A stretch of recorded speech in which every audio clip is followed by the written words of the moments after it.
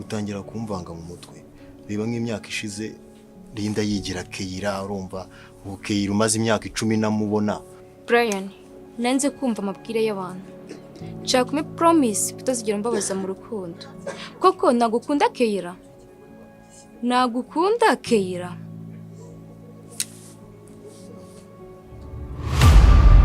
Jewe none n'ikintu kigusetsa, jewe Keira nta nubwo muzi.